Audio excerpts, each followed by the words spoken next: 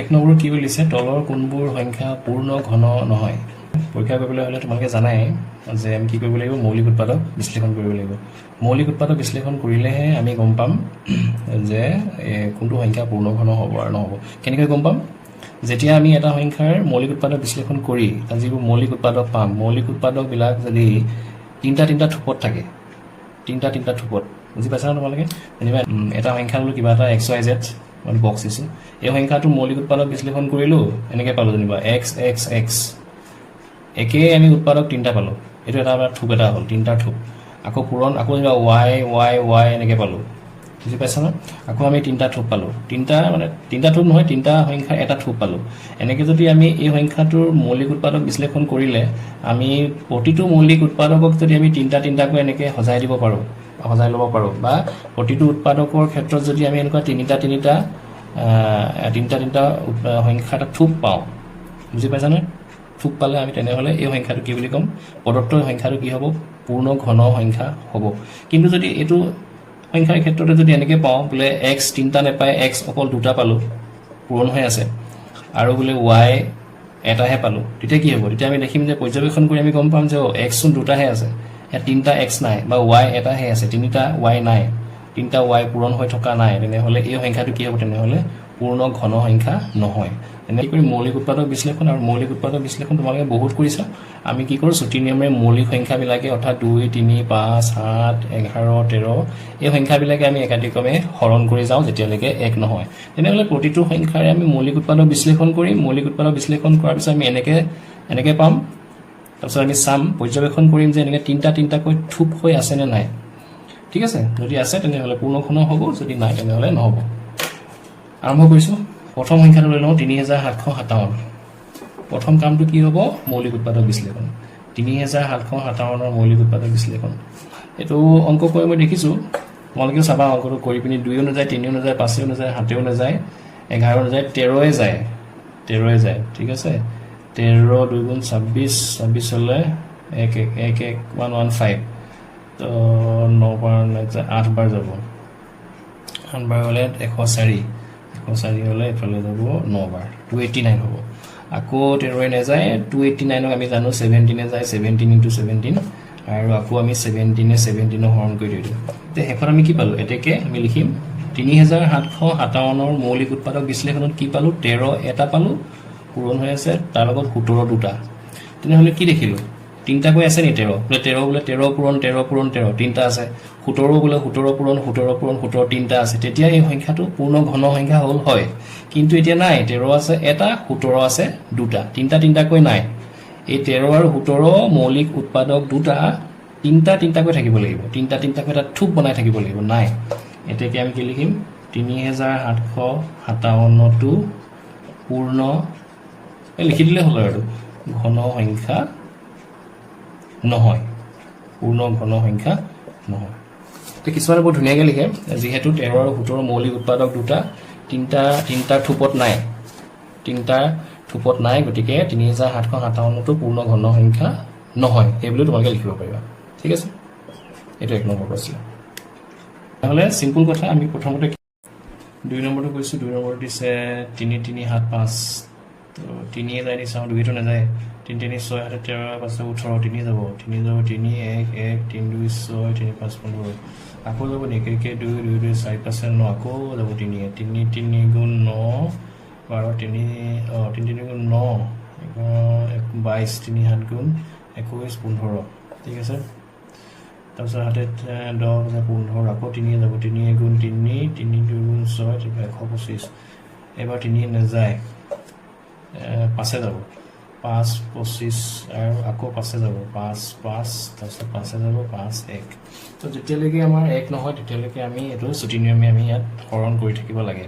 এতেকে আমি কি দেখিলোঁ 3375 যদি মৌলিক উৎপাদক বিশ্লেষণ কৰোঁ ঠিক আছে 3 বাৰো 3টা আমি পাম ঠিক আছে 3 কিউব 5ও 3টা পাম 5 কিউব তো তেনেহ'লে আমি কি দেখিলোঁ ইয়াত তেনেহ'লে আমি যিকেইটা উৎপাদক আছে মৌলিক উৎপাদক 3 আৰু 5 আছে দুইটাকে আমি তিনিটা বেটছত বা তিনিটা থোপত ইয়াত সজাব পাৰিছোঁ 3টা 5ও 3টা আছে এইটো আমি এনেকৈও লিখিব পাৰোঁ দেই 3 পূৰণ 3 পূৰণ 3 এনেকৈ দেখাই দিব পাৰোঁ 3টা বেটছ এইফালে 5 এনেকৈ 5 পূৰণ 5 তিনিটা বিটছ গতিকে যিহেতু আমি তিনিটা থোপত সজাব পাৰিছোঁ গতিকে কি লিখিম 3375টো পূৰ্ণ ঘন সংখ্যা কি হ'ব ইয়াত হয়নে নহয় হয় ঠিকেই হয় এইটোৱে আমাৰ আনচাৰ হ'ব 3 নম্বৰটো দিছে 3332 এককৰ ঘৰত 2 আছে 2 যাবই 2 × 2 13 2 6 12 13 2 6 12 12 2 6 12 আকৌ 2 যাব 2 2 8 16 2 3 6 2 3 6 তাৰপিছত 8 3 11 3 14 তেনেহ'লে গম পালোঁ 3ও নাযায় 2টো নাযায় 5ও নাযায় 5 7 যাব নি 7 যাব 7 মন কৈছে আচোন দেই 7 7 × 7 13 হৈ গ'লতো 7 × 7 13 হৈ গ'ল 63 হৈ গ'ল 7 9 × 63 119 হৈ গ'ল 119 হোৱাৰ লগে লগে আকৌ 7 যাব 7 যাব 7 × 7 11 49 7 × 49 17 তো 17 যাব এবাৰ যাব গতিকে আমি কি দেখিলোঁ এতেকে 3332ৰ ক্ষেত্ৰত দেখিলোঁ মৌলিক উৎপাদক বিশ্লেষণ 2 পূৰণ 2 দুটা 2 7 তো আনচাৰটো গম পালোঁৱেই আৰু দুটাই 2 ওলালে 3টা ওলাব লাগিছিলে 7 2টা 17 এটা তো আমি দেখিছোঁ কি তিনিটাকৈ থোপ ইয়াত বনা নাই ঠিক আছে 2 দুটা আছে 7 দুটা আছে 17 এটা আছে 2 যদি 3টা থাকিলেহেঁতেন 7ও 3টা থাকিলেহেঁতেন 17 যদি 3টা থাকিলেহেঁতেন তেতিয়া হ'ল হয় তো এতিয়া নহ'ব ঠিক আছে কি লিখিম আমি পূৰ্ণ বৰ্গ লিখিলোঁ পূৰ্ণ ঘন হ'ব লাগে দেই পূৰ্ণ ঘন নহয়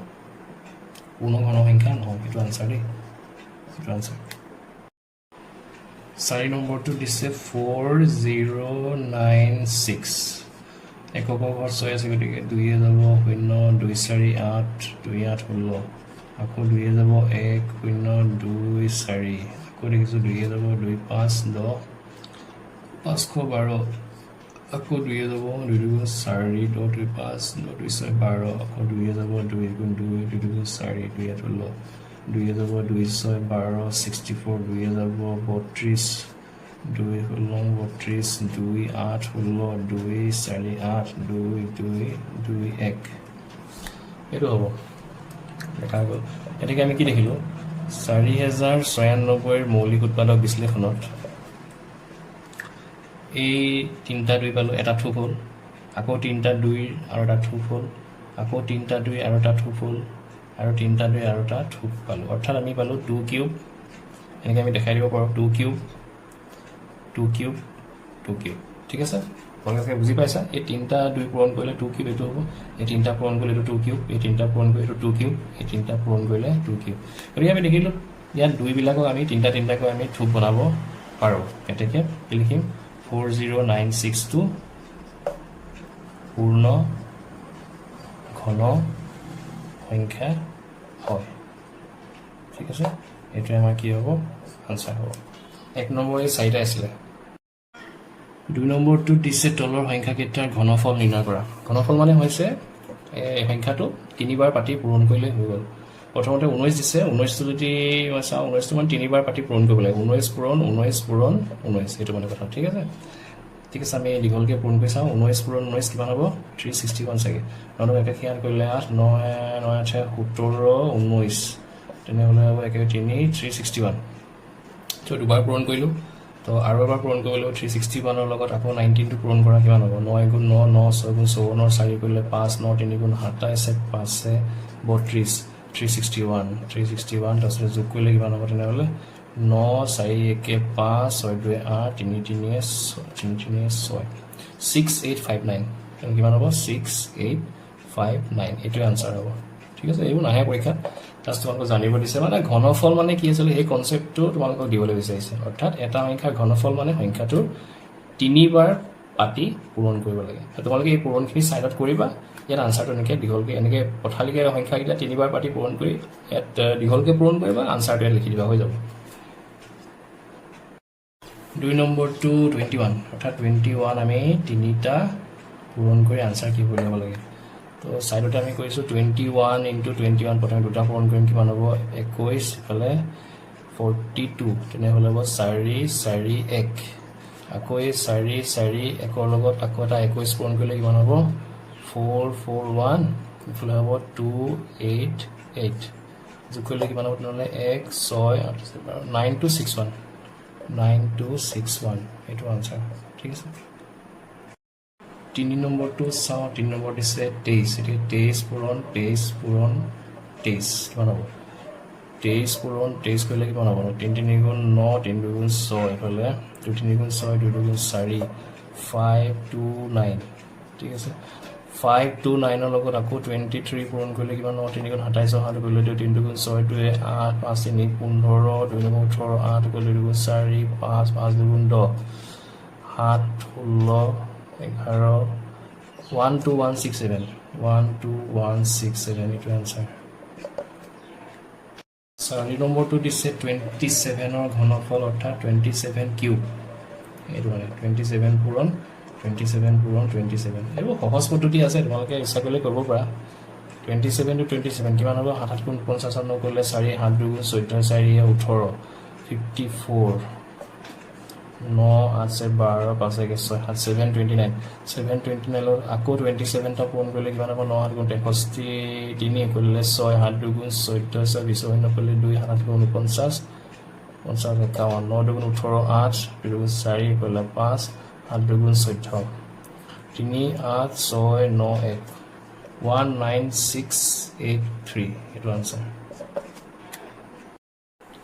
3 নম্বৰটো দিছে তলৰ প্ৰতিটো সংখ্যাৰ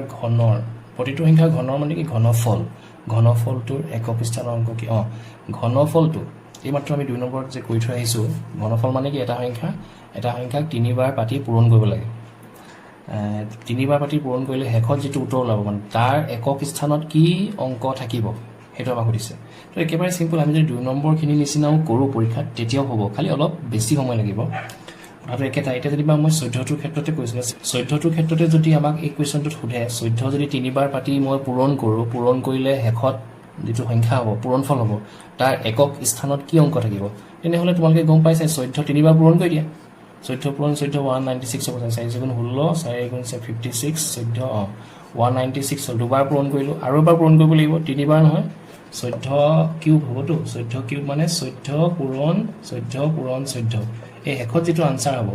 ইয়াৰ একক স্থানত কি থাকিব ইয়াত শেষত এইটো দিছে মানে তো আৰু এবাৰ পূৰণ কৰিব লাগিব 14 লগত তেনেকৈ কৰিলেও হ'ব পৰীক্ষাত 6 4 গুণ 24 4 কৰিলে 2 9 4 গুণ 36 2 38 3 4 7 196 কৰিলে কিমান হ'ব 4 8 6 14 4 কৰিলে 9 7 16 1 17 1 2 মানে কি হ'ব কি গম পালোঁ 4 হ'ব মানে এই শেষত কি হ'ব 4 হ'ব অৰ্থাৎ সংখ্যাটো কি হ'ব 2744 মানে বুজি পাইছা না 2744 সংখ্যাটো হ'ব 3 বাৰ এবাৰ দুবাৰ 3 বাৰ যদি পূৰণ কৰোঁ 14 আৰু শেষৰ অংকটো কি হ'ব 4 সেইটোৱে আনচাৰ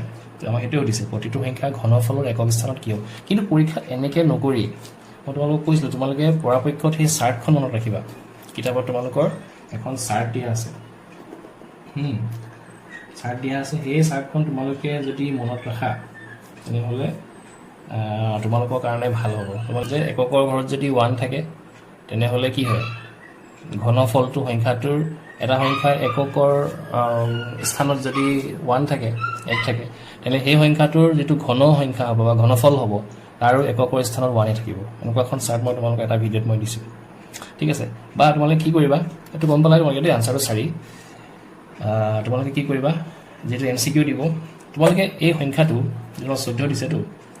14 দিছে তাৰ এককৰ অংকটো চাবা কি আছে 4 আছে তো 4 3 বাৰ পূৰণ কৰিবা ঠিক আছে কিন্তু যদি আমি চাওঁ দেই মই কনচেপ্টটো আনিবলৈ চেষ্টা কৰিছোঁ আচলতে এই মাত্ৰ যে আমি কৰিলোঁ 14 দুবাৰ পূৰণ কৰিলোঁ তেতিয়া 4 গুণ 16 এই 6টো কিন্তু ইয়াত থাকি যায় শেষলৈকে 6টো থাকি যায় নাই বাৰু দুবাৰ যেতিয়া আমি পূৰণ কৰোঁ প্ৰথম যিটো সংখ্যা পাওঁ বা অংক পাওঁ সেই অংকটো যেতিয়া আনচাৰটো ওলায় পূৰণফলটো তাতো কিন্তু সেই সংখ্যা থাকি যায় কাৰণ তলত আমাৰ একো নাথাকে হয়নে 4 গুণ 16 56 এফালে 14টো কাৰণ 14 4টো ইয়াৰ পৰা আৰম্ভ হয় ইয়াৰ পৰাতো আৰম্ভ নহয় ইয়াৰ পৰা 4টো আৰম্ভ হয় 1 4 গুণ 4 আৰু 1 গুণ 1টো ইয়ালৈ আহি যায় ইয়াত তলত যিহেতু একো নাথাকে গতিকে এই 6টো তললৈ থাকি যায় তো এই 6টোৰ লগত আকৌ যদি আমি এটা 14 পূৰণ কৰোঁ ইয়াত লাগিলে যি নাথাকক এইখিনি কথা আমাৰ কাম নাই আকৌ যেতিয়া আমি 14টাই পূৰণ কৰিম 14টা পূৰণ কৰিম তেতিয়াতো কি হ'ব 6 4 গুণ 24 এই চাৰিটো আকৌ যেতিয়া ইয়াত যিটো আনচাৰ ওলাব এই গোটেই সংখ্যাটোৰ লগত 14 পূৰণ কৰিলে যিটো সংখ্যা ওলাব তাতো এই চাৰিটো কিন্তু থাকি যাব তললৈকে থাকিবনে বুজি পাইছা কি ক'লো গতিকে আমাৰ এই চাইডৰ সংখ্যাখিনি আমি চাব লাগে চাইডৰ সংখ্যাখিনি তো কি কৰিলোঁ নহ'লে মই 14 দুবাৰ পূৰণ কৰিলে 6 পালোঁ সেই 6 থাকি গ'ল তললৈ নামিলে 6 তললৈ নামিলে আকৌ সেই 6 লগত যেতিয়া আকৌ মানে এই সংখ্যাটোৰ লগত যেতিয়া আকৌ 14টা পূৰণ কৰিম তেতিয়া এই শেষত যিটো অংক আছে সেইটোহে আমি আচলতে চাব লাগে আগত এইটো একটো আমি চোৱাৰ কোনো যুক্তি নাই একটো আমাৰ কামেই নাই অকল আমি এই সংখ্যাটো চাব লাগে শেষৰ সংখ্যাটো এককৰ ঘৰ সংখ্যাটো 6 4 গুণ 24ৰ 4 বাকীখিনি লাগিলে যিয়ে নহওক এইখিনি কাম নাই এই 4টো আকৌ তললৈ আহিব গতিকে শেষত কি হ'ব যিটো আনচাৰ হ'ব 14 তিনিবাৰ পূৰণ কৰিলে শেষত কিন্তু এই 4টোৱে থাকিব ক্লিয়াৰ হৈছে নে মই কি কৈছোঁ তোমালোকে এই গোটেই প্ৰচেছটো মনতে তোমালোকে ইমাজিন কৰিবা একক ঘৰত 4 আছে 4 4 4 তিনিটা পূৰণ কৰিব অৰ্থাৎ 4 4 গুণ 16 একক ঘৰত 6 থাকিলে আকৌ সেই 6 লগত আকৌ এটা 4 পূৰণ হ'ব 14ৰ আৰু এটা 4 থাকিবতো সেই 4টো পূৰণ হ'ব 6 4 গুণ 24 হ'ব এই 4টো তললৈকে থাকি যাব আনচাৰটো কি হ'ব তেনেহ'লে 4 হ'ব বুজি পাইছা কি কৈছোঁ মই তোমালোকক গতিকে সেইটো তোমালোকে MCQৰ পাৰপ'জত তোমালোকে কথাটো চিন্তা কৰা আৰু যদি পৰীক্ষাত তোমালোকক এনেকৈ দি দিয়ে 2 নম্বৰ 3 নম্বৰ কেতিয়াও নিদিয়ে পৰীক্ষাত এইটো অংক একেবাৰে LP স্কুলৰ অংক জাষ্ট তোমালোকে 14 তিনিবাৰ পাতিবা আৰু যেনেকৈ কৰিলোঁ 14 দুবাৰ কৰিলা 196 হ'ল তাৰপিছত আকৌ এবাৰ 14 পূৰণ কৰিবা আৰু শেষত আনচাৰটো পাবা আনচাৰটো শেষত যিটো অংক থাকিব সেইটোকে লিখি দিবা এতেকে বোলে 14ৰ ঘনফলটোৰ এককৰ স্থানত 4টো থাকিব এনেকৈ লিখি দিলে হ'ব ঠিক আছে তো এতিয়া আমি যিকেইটা বাকীকেইটা কৰিম গোটেইকেইটা আমি MCQ পাৰপ'জতে কৰিম মনৰ ভিতৰতে আমি কেলকুলেশ্যন কৰি উলিয়াম ঠিক আছে এনেকৈ পূৰণ কৰি নুলিয়াম মই ভাবিছোঁ তোমালোকে বুজি পাইছা নেক্সট আমাক কি দিলে তেনেহ'লে 14 ক্ষেত্ৰত কি থাকিব এককৰ ঘৰত কি থাকিব 4 থাকিব মই চমুকৈ লিখি দিছোঁ দেই 14 ক্ষেত্ৰত বা ইয়াত ভালকৈ লিখি দিছোঁ ৰ'বা ঠিক আছে মই এনেকৈ লিখি দিছোঁ দেই একৰ ঘৰত 4 থাকিব এইটো গম পালোঁ এতিয়া 18 ক্ষেত্ৰত চাওঁ 18 ক্ষেত্ৰত কি হ'ব 18 ক্ষেত্ৰত যদি আমি চাওঁ চিন্তা কৰা একৰ ঘৰত কি আছে 8 আছে তো 8 তিনিটা পূৰণ কৰি দিয়া 8 তিনিটা পূৰণ কৰি দিয়া কি হ'ব তেনেহ'লে 8 8 গুণ 64 পূৰণ 8 এইটো পূৰণ কৰিলে কিমান হ'ব 8 4 গুণ 32 তো শেষত কি থাকিব তেনেহ'লে 8 4 গুণ 32 অকল আমি এককৰ অংক চাব লাগে ইয়াৰ একক অংকটো চালোঁ 4 8ৰ লগত পূৰণ কৰিলোঁ 8 4 গুণ 32ৰ 2 তেনেহ'লে শেষত কি থাকিব এককৰ ঘৰত 2 থাকিব কাৰ 18ৰ যিটো ঘন সংখ্যা হ'ব ঘনফলটো সেইটোতে থাকিব তো আমি গোটেই 18 তিনিটা আমি পূৰণ নকৰোঁ আমি 18ৰ এককৰ ঘৰত যে 8টো আছে সেই 8টোহে তিনিবাৰ পূৰণ কৰিলে আমাৰ কামটো সহজ হৈ যায় তো 8টো তিনিবাৰ যেনেকৈ আমি ইয়াত 14 ক্ষেত্ৰত 4টো তিনিবাৰ পূৰণ কৰি শেষত কি পালোঁ এককৰ ঘৰত 4 থাকিব সেনেকৈ 18ৰ 8টোক তিনিবাৰ পাতি পূৰণ কৰি এই অকল এককৰ অংককেইটা পূৰণ কৰি শেষত যিটো এককৰ যিটো অংক পাবা সেইটোৱে চাবা তোমালোকে বাকী ইয়াত কি আহিব আমাৰ কাম নাই তো 8 4 গুণ 32 2 কৰিলে 3 8 6 গুণ 48 3 51 আহিব এইটো কাম নাই আমাৰ এইখিনি কাম নাই অকল আমি এককৰ অংকটো চাম ঠিক আছে ঠিক সেইটো 13 ক্ষেত্ৰত কি হ'ব তেনেহ'লে 13 ক্ষেত্ৰত যদি আমি চাওঁ এটা কৈছোঁ 13ত কি আছে এককৰ ঘৰত কি আছে 3 আছে গতিকে 3 পূৰণ 3 পূৰণ 3 যিহেতু ঘনফল বুলি কৈছে তিনিবাৰ পাতিবই লাগিব 3 3 গুণ 9 9 3 গুণ এইটো ওলাই আছে আৰু 9 3 গুণ 27 এককৰ ঘৰত কি আছে 7 আছে তেনেহ'লে এককৰ ঘৰত 7 থাকিব কাৰ 13 পূৰণ 13 পূৰণ 13 13 তিনিবাৰ পাতি পূৰণ কৰিলে যিটো সংখ্যা হ'ব তাৰ এককৰ ঘৰত মানে ইউনিট প্লেচত 7টো পাম আমি লাষ্ট 27 থাকিলে ইয়াত কি আছে 7 আছে তেনেহ'লে 7টো আমি এইখিনি মোহাৰি দিছোঁ 7টো আমি কি কৰিম এই 7টো আমি তিনিবাৰ পূৰণ কৰিম 7 পূৰণ 7 পূৰণ যেনেকৈ আমি বৰ্গৰ ক্ষেত্ৰত কি কৰোঁ বৰ্গৰ ক্ষেত্ৰত আমি দুবাৰ পূৰণ কৰিলে আমি এককৰ ঘৰত কি হ'ব আমি এইটো গম পাই যাওঁ কাৰণ বৰ্গ বুলি কৈছে স্কোৱাৰ দুবাৰ পূৰণ কৰিব লাগিব এককৰ অংকটো এতিয়া ঘনফল বুলি কৈছে গতিকে এককৰ ঘৰৰ অংকটো তিনিবাৰ পূৰণ কৰিবা আৰু 7 7 গুণ 49 আমি মনতে চিন্তা কৰিম 7 7 গুণ 49ৰ এককৰ ঘৰত কি আছে 9 আছে অকল 9টো লাগে মোৰ টাৰ্গেট 9 4টো কাম নাই 9 আৰু এটা 7 আছে 7 পূৰণ কৰিলোঁ 9 লগত এই 7টো পূৰণ কৰিলে কিমান হ'ব 9 7 গুণ কিমান হ'ব 9 7 গুণ 63 এককৰ ঘৰত কি আছে 3 গতিকে আমাৰ এই আগত আমাৰ কি থাকিব এইবোৰ দৰকাৰ নাই অকল আমাৰ এইটো টাৰ্গেট গতিকে এককৰ অংক দুটা পূৰণ কৰিলে 9 7 গুণ 63 3 হয় গতিকে 3টো আমাৰ এককৰ ঘৰত থাকিব তেতিয়াহ'লে 27ৰ ঘনফলত এককৰ ঘৰত কি থাকিব এককৰ ঘৰত 3 থাকিব এইখিনি মই তোমালোকক আকৌ কৈছোঁ MCQ পাৰপজত কৰি দিলোঁ আৰু যদি তোমালোকে 2 নম্বৰ 3 নম্বৰ কাৰণে কৰিম বুলি ভাবিছা 3টা 27 পূৰণ কৰি দিবা শেষত উত্তৰটো গম পাবা আৰু কি আছে একক উত্তৰটো চাই পিনে গম পাই যাবা ঠিক আছে 4 নম্বৰটো দিছে তোমালোকৰ তলৰ সংখ্যাবোৰ পূৰ্ণ ঘন হ'বলৈ আটাইতকৈ সৰু কি সংখ্যাৰে পূৰণ কৰিব লাগিব একেবাৰে সহজ তোমালোকে যেহেতু ৰিভিজন 2ত কৰিছা এটা অংক ইয়াৰ নিচিনা একেই তাত খালি পূৰ্ণ বৰ্গ বুলি দিছে তলৰ সংখ্যাবোৰ পূৰ্ণ বৰ্গ সংখ্যা হ'বলৈ আটাইতকৈ সৰু কি সংখ্যাৰে পূৰণ কৰিব লাগিব একেটাই কথা তাত যেটো পূৰ্ণ বৰ্গ বুলি কৈছে গতিকে আমি চাব লাগিব দুটা দুটাকৈ এটা এটা থুপ বা বেটছ আছে নে নাই যেটো সংখ্যা কম আছে দুটা নাই সেই সংখ্যাটোকে আমি পূৰণ কৰি দিব লাগে মানে যিমানবাৰ আটাইতকৈ কম যিমানবাৰ পূৰণ কৰিলে আমি দুটা দুটাকৈ বেটছত গোটেই মৌলিক উৎপাদক বিশ্লেষণটো পাই যাম তেতিয়া আমাৰ কি হৈ যাব আনসাৰটো আমি পাই যাম সেইটো আছে স্কয়াৰ নাম্বাৰৰ ক্ষেত্ৰত এতিয়া একেটাই কথা আমি জানো ঘন সংখ্যাৰ ক্ষেত্ৰত আমি জানো যে এতিয়া কি হয় মৌলিক উৎপাদকবিলাক তিনটা তিনটাকৈ একেটা সংখ্যাৰ তিনটা পূৰণ হৈ থাকে এটা থুপ হয় হয় না বোলে 3 পূৰণ 3 পূৰণ 3 তিনটা পূৰণ সেইটো এটা থুপ হ'ল এনেকৈ আছে 2টো বোলে 2 পূৰণ 2 এনেকৈ তিনটা আছে তেতিয়া থুপ হ'ল এনেকৈ থাকিলে আমাৰ কি হ'ব হয়তো পাৰফেক্ট কিউবিক নাম্বাৰ হ'ব কিন্তু যেতিয়াই কোনোবা এটা সংখ্যা তিনটাতকৈ কম থাকিব বা বেছি থাকিব তেতিয়া আমি কি কৰিব লাগিব এটোৱে কৈছে আটাইতকৈ সৰু কিবা এটা সংখ্যাৰে হয়তো আমি পূৰণ কৰিব লাগিব নাইবা হৰণ কৰিব লাগিব হৰণখিনি তোমালোকৰ 5 নম্বৰত আছে কেতিয়াবা পূৰণ কৰিব লাগিব কেতিয়াবা হৰণ কৰিব লাগিব তেতিয়া সেই হৰণ বা পূৰণ কৰি দিয়াৰ লগে লগে কি হৈ যাব তেতিয়া সেই মৌলিক উৎপাদক বিশ্লেষণটোত তিনিটাকৈ থাকিব মানে তিনিটাকৈ থাকিব প্ৰতিটো মৌলিক উৎপাদক যেতিয়া মৌলিক উৎপাদক কোনোবা এটা সংখ্যাৰ মৌলিক উৎপাদক বিশ্লেষণত যেতিয়া প্ৰতিটো মৌলিক উৎপাদক তিনিটাকৈ থাকিব তেতিয়া কি হৈ যাব হি জানো পাৰফেক্ট কিউবিক নাম্বাৰ হ'ব আৰু হেতু কৰিবলৈ আমি তেনেহলে কিবা এটা পূৰণ বা হৰণ কৰিব লাগিব এতিয়া এই 4 নম্বৰত পূৰণ কৰিব লাগিব যিকিটা কোৱেশ্চন দিছে তোমালোকে গম পাবাই দেখিলে এটা এটা নিৰ্দিষ্ট সংখ্যা আমি পূৰণ কৰিম পূৰণ কৰাৰ লগে লগে মৌলিক উৎপাদক বিশ্লেষণটোত প্ৰতিটো মৌলিক উৎপাদকে তিনটা এনেকৈ থাকিব বুজি পাইছা ন ঠিক আছে আমি এই কামটো কৰিবলৈ গৈ আছো আমি এটা অংক লৈ লওঁ তেতিয়া তোমালোকে বুজি পাবা 4 নম্বৰটোৰ 1 নম্বৰটো লৈ লৈছো কৈছে 5324 আৰু তোমালোকে সিওৰ থাকা যে এই সংখ্যাটো মানে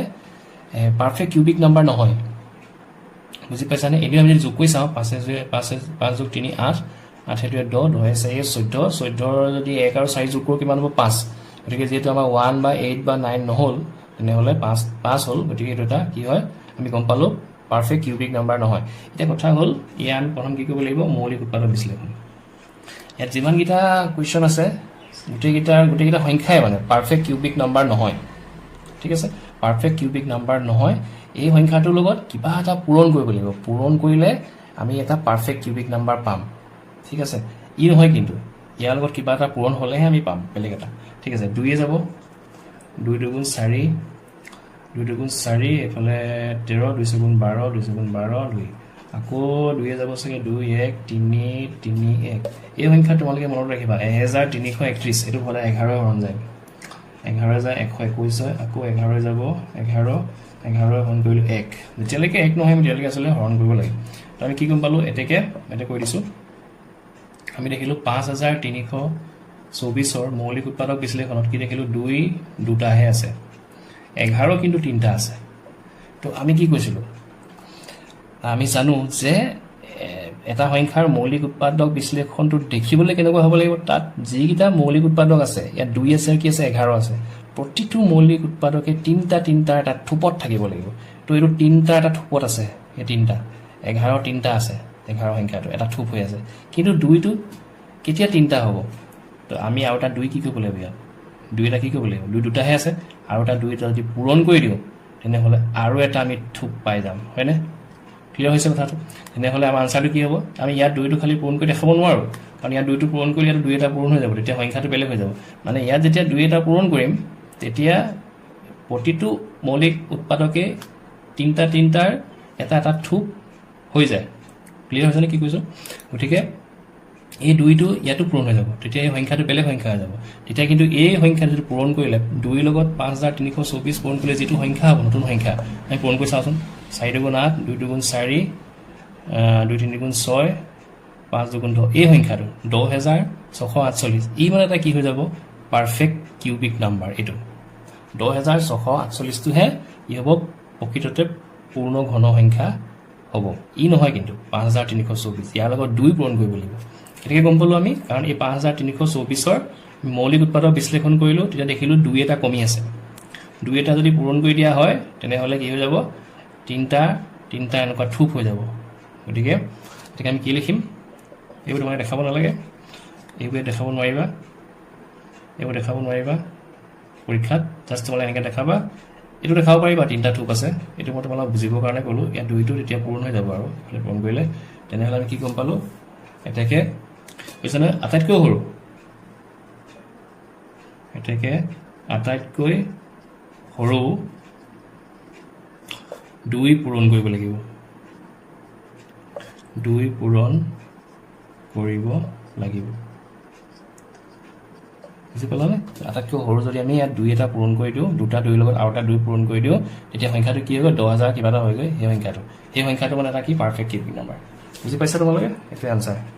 আৰু তোমালোকে সেইকাৰণে কৈছো তিনটা কৰিবলৈ চাবা প্ৰতিটো উৎপাদকে তিনটাৰ এটা থুপ বনাবলৈ চাবা ইয়াত যেনেকৈ তিনটাৰ এটা থুপ অলৰেডি হৈ আছে কিন্তু ইয়াত হৈ থকা নাছিলে 2টাহে আছিলে গতিকে আমি গম পালো আৰু এটা 2 আমি পূৰণ কৰিব লাগিব তো আটাইতকৈ সৰু 2 এটা পূৰণ কৰিব লাগিব 4 নম্বৰটো দিছে 3087 তেনেহ'লে মৌলিক উৎপাদক বিশ্লেষণ কৰোঁ কি পাম এইটো 2 নাযায় 3 যাব নি 3 11 18 3 যাব 3 গুণ 3 শূন্য 3 দুগুণ 6 27 3 27 আকৌ 3 যাব নি 2 কে 3 12 আকৌ 3 যাব 3 গুণ 9 9 10 নগ'লে 12 3 4 গুণ 12 3 গুণ 9 343 হাতে যাব 343 দেখি মই গম পাইছোঁ কিমান যাব 7 4 গুণ 28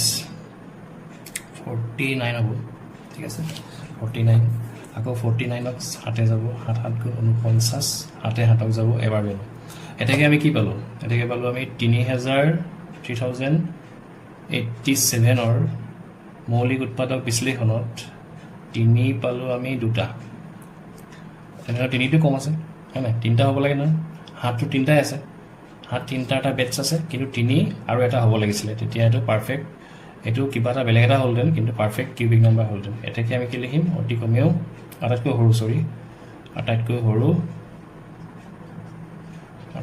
সৰু তেনেহ'লে আমি কি গম পালোঁ 3 আৰু এটা লাগিব মানে সৰু 3 পূৰণ কৰিব লাগিব 3 এটা মানে পূৰণ কৰি দিলে 3087ৰ লগত হয়নে ইয়াত এটা 3 পূৰণ কৰা মানে কি ইয়াতো এটা 3 পূৰণ কৰিব লাগিব এইটো বস্তু এইটো নহয় জানো এইটো কথা এই সংখ্যাটোৰ লগত 3 এটা পূৰণ কৰিলে যিটো নতুন সংখ্যা হ'ব সেইটো এটা পাৰফেক্ট কিউবিক নাম্বাৰ হ'ব এইটোৱে আমাৰ আনসাৰ দেই আটাইতকৈ সৰু 3 পূৰণ কৰিব লাগিব 3 নম্বৰটো আছে 3125 3 যায় নি 3 4 6 5 11 3 নাযায় 5 যাব 5 6 30 12 5 দুগুণ 625 5 যাব 125 5 যাব 25 5 যাব 5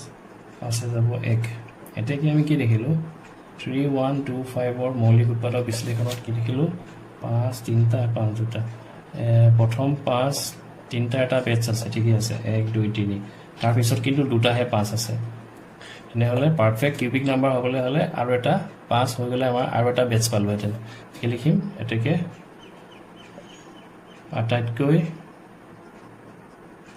আটাইতকৈ কম বা সৰু 5 পূৰণ কৰিব লাগিব কাৰ লগত 3125ৰ লগত হয় না এই সংখ্যাটোৰ লগত যদি আৰু এটা 5 পূৰণ কৰি দিয়া হয় এফালেও 5 এটা পূৰণ হৈ যাব তেতিয়া বেটছ হৈ যাব আৰু এটা নতুন এটা সংখ্যাৰ সৃষ্টি হ'ব নতুন সংখ্যাটো কিন্তু পাৰফেক্ট কিউবিক নাম্বাৰ হ'ব এইটোৱে আমাৰ আনসাৰ দেই 5 নম্বৰটো দিছে 648 ইয়াক আমি 2 যাব মৌলিক উৎপাদক বিশ্লেষণ কৰিব লাগিব 2 3 গুণ 6 2 2 গুণ 4 2 4 গুণ 8 আকৌ 2 যাব 2 গুণ 9 32 আকৌ 2 যাব 2 8 16 2 নাযায় 3 যাব 27 3 যাব 3 9 3 যাব 3 যাব 1 হৈ গ'ল এতেকে আমি কি পালোঁ 648ৰ মৌলিক উৎপাদক বিশ্লেষণত কি পালোঁ 2 বাৰু ঠিকে আছে 2 3টা আছে গতিকে এটা থুপ পালোঁ 3টা 3 1 2 3 3 কিন্তু 4টা আছে তো 4টাৰ পৰা আমি 3টাক লৈ এটা থুপ বনাব পাৰিম ঠিকে আছে কিন্তু 3 এটাহে আছে কমি গ'ল মানে তেনেহ'লে কি গম পালোঁ আৰু এটা 3 আৰু এটা থুপ যদি আমি পাবলৈ হয় তেনেহ'লে আৰু দুটা 3 পূৰণ কৰিব লাগিব হয়নে এনেকুৱা আৰু এটা এনেকুৱা আৰু এটা মানে 3 3 গুণ কিমান 9 হয়নে 9টা আমি পূৰণ কৰিব লাগিব তেতিয়া আমাৰ আৰু এটা বেটছ হ'লহেঁতেন ঠিক আছে তো এটা আমি দেখাব নোৱাৰোঁ জাষ্ট আমি মনৰ ভিতৰতে আমি চিন্তা কৰিব লাগিব এইটো যেনেকৈ কি আটাইতকৈ সৰু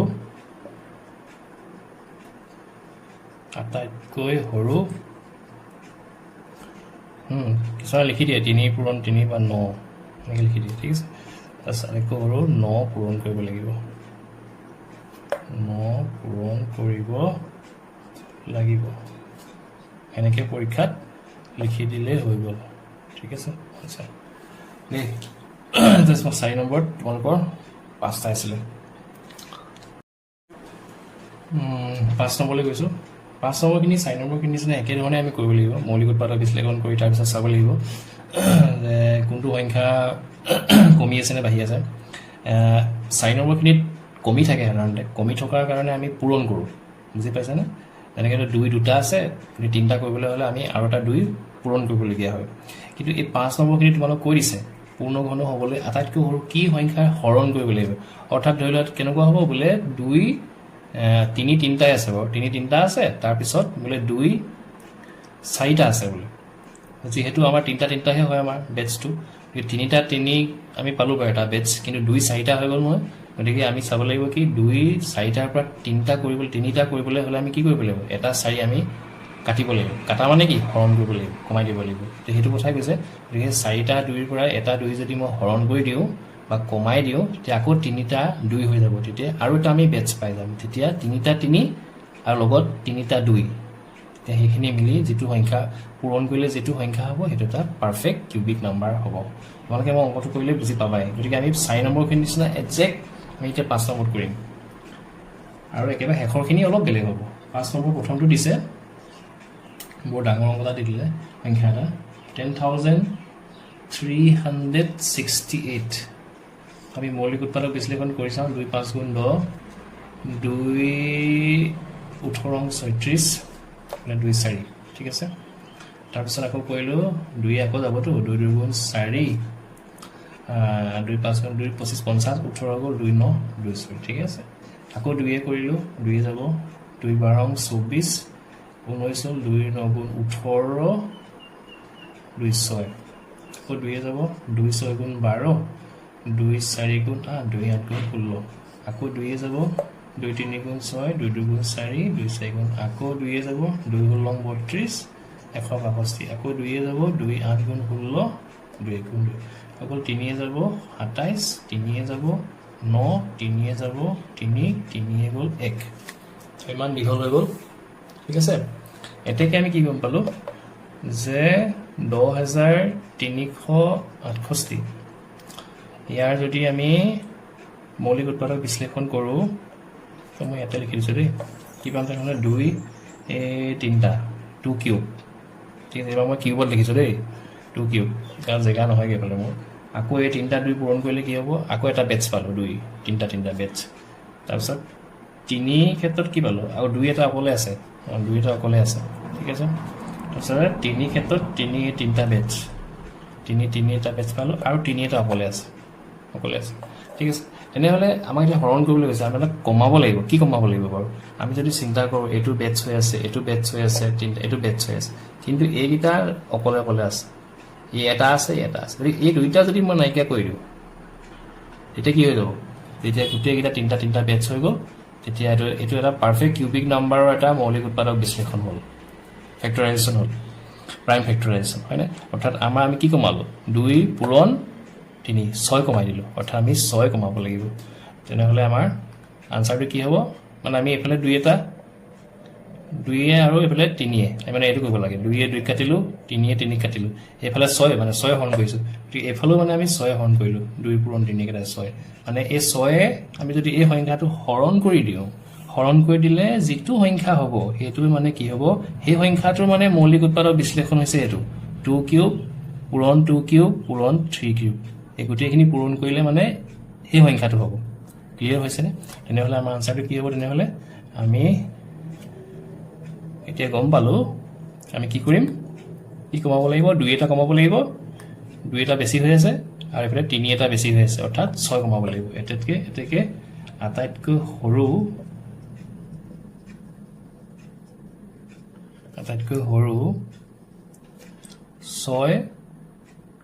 6 ৰে হৰণ কৰিব লাগিব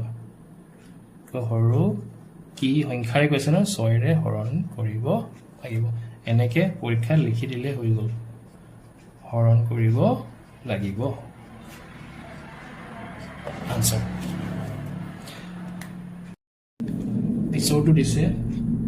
2187 2 3 8 11 18 3 যাব 3 7 গুণ 21 3 2 গুণ 6 3 9 গুণ 27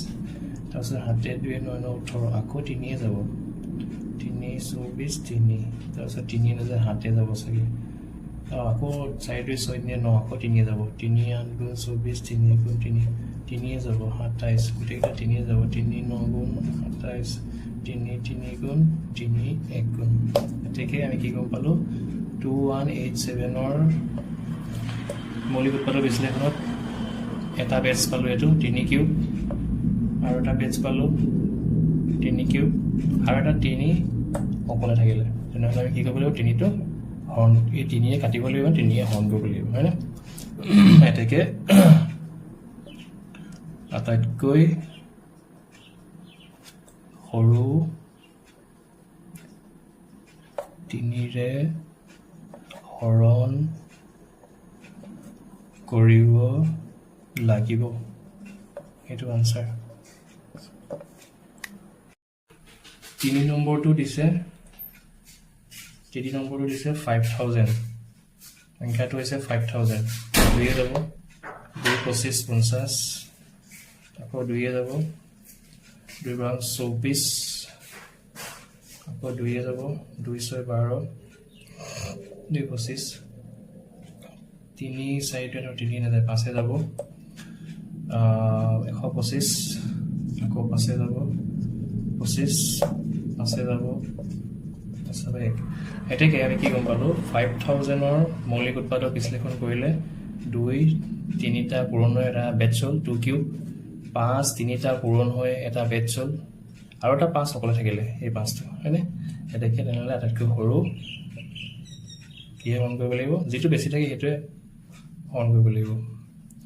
আটাইতকৈ সৰু এই 5টো আমি কমাই দিব লাগিব মানে হৰণ কৰিব লাগিব 5ৰে এই সংখ্যাটো হৰণ কৰিব লাগিব বুজি পালা কথাটো কি হ'ব মানে 5ৰে হৰণ কৰিলে 1000 হ'ব এফালে যেটো 5ৰে হৰণ কৰি দিম কাটি দিম এফালে মানে কি হ'ব 5000 ক 5ৰে হৰণ কৰিব লাগিব এফালে হৰণ কৰা মানে এফালে হৰণ কৰা এতিয়া 5ৰে হৰণ কৰিলে 1000 হ'ব এটো এটা পাৰফেক্ট কিউবিক নম্বৰ 10 * 10 * 10 1000 আটাইতকৈ সৰু 5ৰে হৰণ কৰিব লাগিব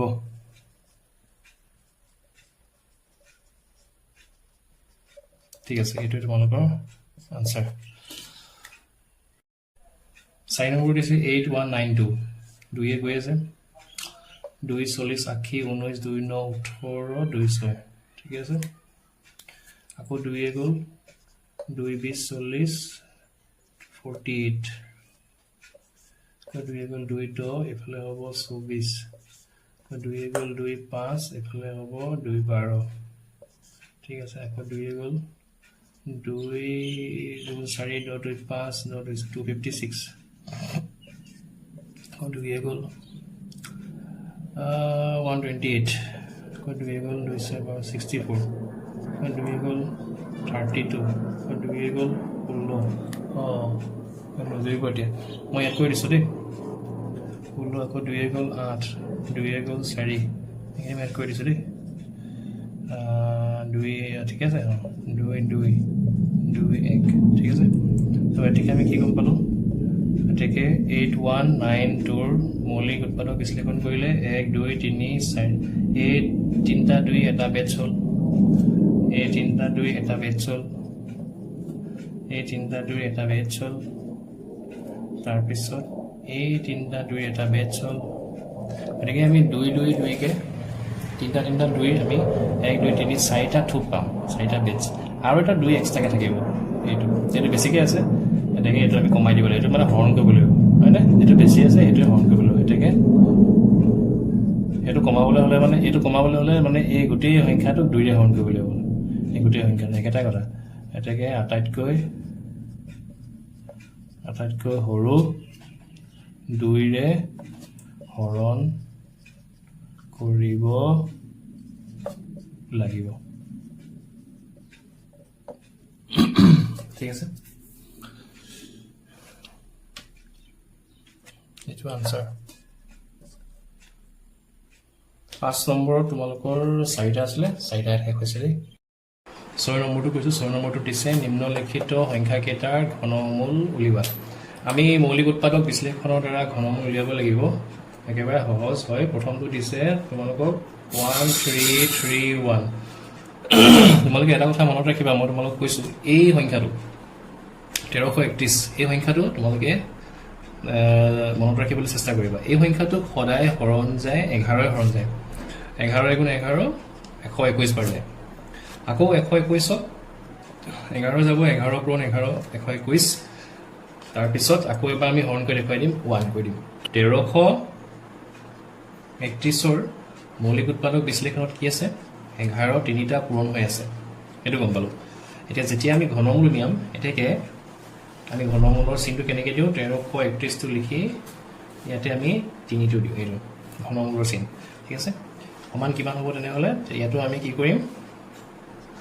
11 তিনিটা দি এইফালে আমি ঘনমূলৰ চিনটো দিছোঁ এইফালে ঘনমূলৰ চিনটো দিব লাগিব লেফ্ট হেণ্ড ছাইডত দিছোঁ গতিকে ৰাইট হেণ্ড ছাইডত দিব লাগিব তেনেহ'লে আনচাৰটো কি হ'ব একেবাৰে চিম্পুল যেতিয়া তোমালোকে ঘনমূলটো উলিয়াবা এই তিনিটা যে আছে তিনিটাৰ পৰা এটা লিখিব লাগে 11 এইটোৱে আনচাৰ অৰ্থাৎ আমি গম পালোঁ 1331ৰ ঘনমূল কিমান 11 বুজি পাইছানে তোমালোকে তিনিটাকৈ এনেকৈ পেয়াৰ কৰিবলৈ চাবা ইয়াতো অকল 11 আছে 11ৰ বাহিৰে বেলেগ কোনো ধৰণৰ মৌলিক উৎপাদক নাই যদি আছে তেনেহ'লে তিনিটা কৰিবলৈ চাবা জোৰ নহয় আছিলে বেটছ থুপ তো ইয়াত তিনিটা আছে তিনিটা যদি একে সংখ্যাৰ বা উৎপাদকৰ থুপ থাকে তাৰ পৰা এটা তোমালোকে লিখিবা ইয়াত যিহেতু বেলেগ একো নাই গতিকে ইয়াত 11ই হ'ব বুজি পাইছা ন ঠিক আছে 2 নম্বৰটো ইয়াতে কৈ দিওঁ ওচৰতে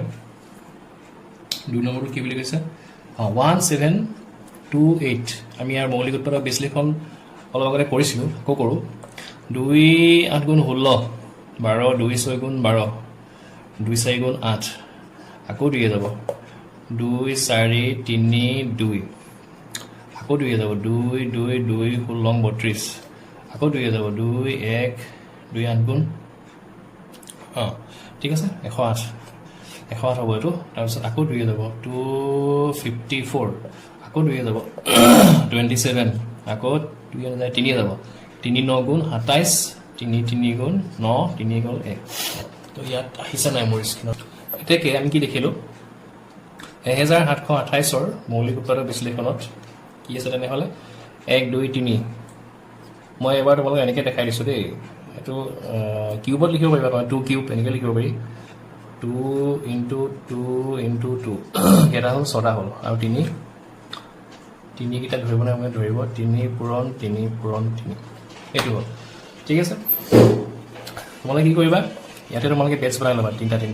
এটা বেটছ দুটা বেটছ তিনিটা বেটছ ধুনীয়াকৈ মিলি যাব এতেকে 1728ৰ যেতিয়া আমি ঘনমূল উলিয়াম তেনেহ'লে কি হ'ব ডাইৰেক্ট তোমালোকে আনচাৰ লিখি দিবা এই তিনিটাৰ পৰা এটা 2 মাজত পূৰণ চিন আছে এই তিনিটাৰ পৰা এটা 2 পূৰণ চিন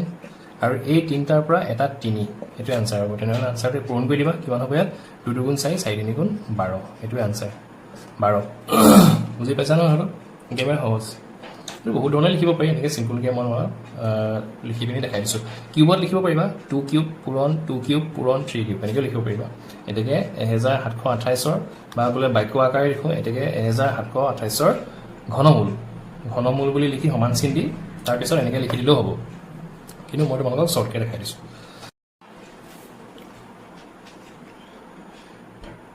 3 নম্বৰটো দিছে 2197 এইটো 2197টো মোৰ মতে 2টো নাযায় 3 নাযায় 2 কে 3 নম্বৰ 11 নাযায় 11 যাবলৈ হ'লে 7 যোগ 8 8 যোগ 1 8 9 2 11 11 নাযায় তো 13 যাব চাগে আমি 13 হৰণ কৰি চাওঁচোন দেই 2197 13 গুণ 13 11 3 গ'লে 8 89 6 যাব চাগে 6 3 গুণ 18 8 গ'লে 6 গুণ 7 7 9 1 8 গ'লে 7 কেইবাৰ যাব আৰু 9 বাৰ যাব 9 117 169 ঠিক আছে এইটো তোমালোকে কিতাপখনত গুগল কৰি থৈ দিয়া কেলে কাৰণ তোমালোকৰ পৰীক্ষাৰ সময়ত তোমালোকৰ হয়তো এইটো মনলৈ নাহিবও পাৰে যে এইটো 13 হৰণ যাব এনেকুৱা কিছুমান সংখ্যা দি দিয়ে যিবোৰ ভালনে কি হয় আমাৰ এনেকুৱা মনত ধাৰণা হয় যে সংখ্যাটো যেতিয়া মোক কুৱেশ্যনত দি দিয়ে এটা সংখ্যা এইটো সংখ্যা যদি সোনকালে হৰণ যায় মানে 2 হওক 3 হওক এইখিনি আমাৰ হৰণ কৰিবলৈ উজু হয় সহজ হয় সেইকাৰণে আমি হৰণ কৰি ভাল পাওঁ কিন্তু যেতিয়া আমি 2 3 2ও নাযায় 3ও নাযায় 5ও নাযায় তেতিয়া মনত এটা ডাউট আহি যায় মানে কিহে যাব কিহে নাযাব এনেকুৱা এটা কনফিউজনত আমি থাকোঁ 7ৰ পৰা আমাৰ সেইটো কনফিউজন ষ্টাৰ্ট হৈ যায় 7 11 13 এইটোৰ পৰা আমাৰ কনফিউজনটো ষ্টাৰ্ট হয় আৰু যিহেতু 11 13 হৰণ কৰিবলৈ হ'লে অলপ হৰণটো ডাঙৰ হৈ যায় ভাগফলটো অলপ ডাঙৰ হৈ যাব কাৰণ দুটা অংক আহি যায় তাত 11 13 সেইকাৰণে কিছুমান সংখ্যা আমাৰ মনত ৰখাটো ভাল যেনে মই তোমালোকক অলপ আগতে ক'লোঁ 1331টো সেইটো মনত ৰাখিবা সদায় 11 হৰণ যায় 121 হয় ঠিক সেইদৰে এই সংখ্যাটো তোমালোকে মনত ৰাখিবা 2197টো তোমালোকৰ 2ও নাযায় 3ও নাযায় 5ও নাযায় 7ও নাযায় 11ও নাযায় কিন্তু 13ই যাব গতিকে সেইটো যদি তুমি মনতে এইটো ৰাখি থৈ দিয়া 13ই যাব বুলি তেতিয়া পৰীক্ষাত এনেকুৱাই মানে অলপ কিটিপ লগা অলপ কিছুমান অলপ ক্ৰিটিকেল লৈ লোৱা আৰু এনেকুৱা এটা সংখ্যা দি দিব তোমাক যিটো তোমালোকক অলপ কনফিউজনত পেলাব পাৰে সেইকাৰণে কিছুমান বস্তু মনত ৰখাটো ভাল গণিতত গতিকে এই সংখ্যাটো তোমালোকে মনত ৰাখিবা 2197টোক ডাইৰেক্ট 13 হৰণ কৰিবা পৰীক্ষাত কিমান গ'ল 169 আকৌ আমি 169টো এইটো জানোৱেই আৰু 13 পূৰণ 13 হৈ গ'ল আৰু এবাৰ আমি 13 পূৰণ কৰি দেখুৱাই দিম 1 হৈ গ'ল এতেকে আমি কি লিখিম 2197ৰ মৌলিক উৎপাদক বিশ্লেষণত কি আছে 13 পূৰণ 13 পূৰণ 13 13 তিনিটা আছে এতেকে ইয়াৰ যদি ঘনমূলটো উলিয়াওঁ ঘনমূলৰ চিনটো দিলোঁ তেনেহ'লে কি তিনিটাৰ পৰা এটা আমি 13 লিখিব লাগে সেইটোৱে আনচাৰ 13 অৰ্থাৎ 2197ৰ তেনেহ'লে ঘনমূল কিমান 13 ঠিক আছে তাৰপিছত এইটো ইয়াতে আমি কৰি দিব পাৰিম চাগে চাওঁচোন 3 নম্বৰ 6 নম্বৰ 3 আছিলে 4 নম্বৰ শেষৰটো ঠিক আছে 6 নম্বৰৰ লাষ্ট নম্বৰটো 2744 দিছে গতিকে আমি দেখিছোঁ 2 যায় 2 গুণ 2 2 3 গুণ 6 14 2 7 14 এইটো হৈ গ'ল 2 6 12 17 2 8 16 12 2 6 12 আকৌ 2 যাব 2 3 6 4 3 343 হ'ল এতিয়া এই সংখ্যাটো 343টো সদায় মনত ৰাখিবা হাতে যায় হাতে যায় তো 7 4 গুণ সদায় 49 হয় ঠিক আছে এইটো মনত ৰাখিবা কিছুমান বস্তু মই ক'লোঁ নহয় মনত ৰাখিলে ভাল পৰীক্ষাত তোমাৰ চিন্তা কৰি থাকিবলগীয়া নহয় এতিয়া কিছুমানে যদি নাজানা 343 হাতে যায় আকৌ তুমি চাইডত হাতে হৰণ কৰি চাব লাগিব এনেকৈ 343 যায় নে নাযায় কামটো কি হৈ গ'ল বেছি হৈ গ'ল সময়টো গুচি গ'ল ঠিক আছে এইটো এক কৰিলোঁ এতেকে আমি কি দেখিলোঁ 2744ৰ মৌলিক উৎপাদক বিশ্লেষণত 2 3টা আছে আৰু 7 3টা পূৰণ হৈ আছে এতেকে আনচাৰ ওলাই গ'ল আৰু এতেকে 2744ৰ তেনেহ'লে ঘনমূল কি হ'ব এই তিনিটাৰ পৰা এটা 2 আহিব তিনিটা 2 পৰা 2 আহিব আৰু তিনিটা 7ৰ পৰা এটা 7 আহিব অৰ্থাৎ আনচাৰ কিমান হ'ব 14 এইটোৱে আনচাৰ দেই 14 তো 6 নম্বৰ তোমালোকৰ 4টা আছিলে গোটেই 4টা এনেকৈ মৌলিক উৎপাদক বিশ্লেষণ কৰিব লাগে আৰু যিহেতু তিনিটাকৈ থাকিবই কাৰণ এইবিলাক তোমাৰ পাৰফেক্ট কিউবিক নাম্বাৰে দিব পৰীক্ষাত সেই তিনিটা বেটছ থাকিব প্ৰতিটো মৌলিক উৎপাদক সেই তিনিটাৰ পৰা এটা এটা বাহিৰলৈ উলিয়াই পূৰণ কৰি দিলে আনচাৰটো ওলাই গ'ল 7 নম্বৰটো কৰিছোঁ 7 নম্বৰটো তোমালোকক আকৌ কেইটামান দিছে ঘনমূল উলিয়াবলৈ কেইটামান সংখ্যাৰ ছিষ্টেমটো একেটাই উৎপাদক বিশ্লেষণ পদ্ধতিৰে আমি কৰিব লাগিব তো প্ৰথমটো দিছে 3375 3 3 6 7 13 5 18 3 যাব 1 1 25 তাৰপিছত এক 2 4 5 9 3 আকৌ যাব 3 3 গুণ 9 22 3 7 21 15 375 আকৌ 3 যাব 3 1 25 3 নাযায় 5 যাব 5 25 5 যাব 5 5 আকৌ 5 যাব 1 এনেহ'লে আমি কি পালোঁ এতেকে 3 3375 মৌলিক উৎপাদক বিশ্লেষণত 3 কিউব এইকেইটা বা 3 পূৰণ 3 পূৰণ 3 একেটাই আৰু এবাৰ মই কিউবত লিখিছোঁ আৰু এই 5 তিনিটা পূৰণ কৰিলে কি হ'ব 5 কিউব ঠিক আছে অৰ্থাৎ 3 তিনিটা পূৰণ হৈ আছে 5 তিনিটা পূৰণ হৈ আছে এনেকুৱা হ'লে একেবাৰে চিম্পল আমি এটা লিখিলে হৈ গ'ল এতেকে 3375 ঘনমূল কি হ'ব 3 এটা লিখিম 3টাৰ পৰা আৰু ইয়াৰ 5 3টাৰ পৰা আমি এটা লিখিলে হৈ গ'ল আনসাৰটো হৈ গ'ল আমাৰ 15 এটোৱে আনসাৰ ঠিক আছে একেবাৰে সহজ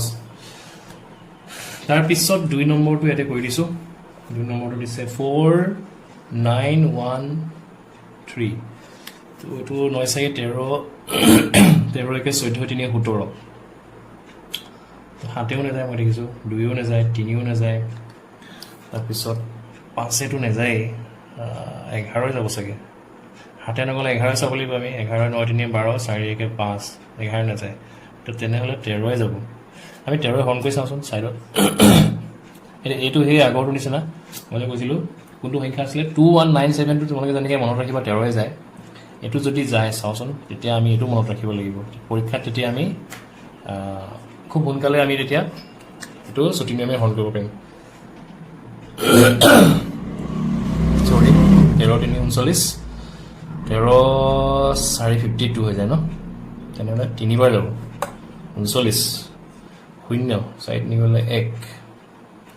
101 কিমান যাব 7 বাৰ যাব নি 7 বাৰ যাব 91 দহন গ'লে 103 কিমান যাব 7 বাৰ 91 8 বাৰ 8 3 24 8 বাৰ নাযায়চোন আৰু 13 নাযায়চোন এইটো 13 নাযায় 13 নগ'লে 17 যাব পাৰে 13 পিছৰ মৌলিক সংখ্যাটো কি 17 তেনেহ'লে আমি 17 কৈ চাব লাগিব দেই 4913 17 3 গুণ 51 17 2 গুণ 34 9 চাই গ'লে 5 4 নি গ'লে 1 151 151 হ'লে 8 বাৰ যাব নেকি 8 গুণ 56 কৰিলে 5 13 9 বাৰ 9 7 গুণ 63 3 9 6 9 বাৰ নাযায় 8 বাৰ যাব 8 গুণ 56 6 কৰিলে 5 8 গুণ 8 পাছে 13 11 6 গ'লে 5 4 3 গ'লে 153 3 হৈ গ'ল 3 হ'লে কেইবাৰ যাব 8 বাৰ যদি 136 হৈ যায় 9 বাৰত 9 বাৰ যাব চাগে 9 7 গুণ 63 3 9 গুণ 9 9 6 15 সেই আছা তোমালোকে এইটো মনত ৰাখিবা এই সংখ্যাটো মনত ৰাখিবা এইটো তোমালোকে কিতাপখনত এইটো এনেকৈ কিবা এটা চিন্তি থৈ দিয়া যেনেকৈ মই ক'লোঁ 6 নম্বৰত ক'লোঁ কোনটো 2197 টো এতিয়া পৰীক্ষাত মানে কি হ'ব এইটো যেতিয়া আহিব গম পাবা এইটো 2 নাযায় 3 নাযায় 5ও নাযায় 7ও নাযায় 11 নাযায় 13 নাযায় 17 যায় এতিয়া তোমালোকে মানে এই প্ৰচেছটোতে যাবা 2 পৰা 3 5 সেইটোত নগ'লেও হ'ব ডাইৰেক্ট তোমালোকে গম পাই যাবা যে 17 হৰণ কৰিব লাগে মানে বুজি পালানে তেতিয়া তোমালোকৰ সময়টো ৰাহি হ'ব 289 হ'ল তো এবাৰ যদি 17 যায় আমি আকৌ পিছলে 13 যাব নেকি 11 যাব নেকি চিন্তা কৰা লাভ নাই যদি 17 নাযায় তেনেহ'লে নেক্সট 17 পিছৰখিনিহে যাব আমি আকৌ এবাৰ টেষ্ট কৰিব লাগিব 289 17 যায় নেকি যদি নাযায় 17 পিছৰলৈ যাব লাগিব 19লৈ যাব লাগিব ঠিক আছে 17 পূৰণ 17 ঠিক আছে 17 পূৰণ কি হ'ব তেনেহ'লে 17 আকৌ এবাৰ 17 কৰিলোঁ 1 এইটো ঠিক আছে তেনেহ'লে আমি কি গম পালোঁ এতেকে 4913 মৌলিক উৎপাদক বিশ্লেষণত 17 পূৰণ 17 পূৰণ 17 বা 17 কিউব লিখিলে হ'ব 17 কিউব লিখিলে হ'ব এতেকে 4913 যেতিয়া আমি ঘনমূলটো উলিয়াম ঘনমূলৰ চিন দিম তেনেহ'লে কি হ'ব এই তিনিটাৰ পৰা আমি এটা লিখিম 17 আনসাৰ এইটোৱে দেই আনসাৰ কিমান তেনেহ'লে 17 এইটো হৈ গ'ল 3 নম্বৰটো কৈছোঁ 8 নম্বৰ 3 এবাৰ দিছে 9261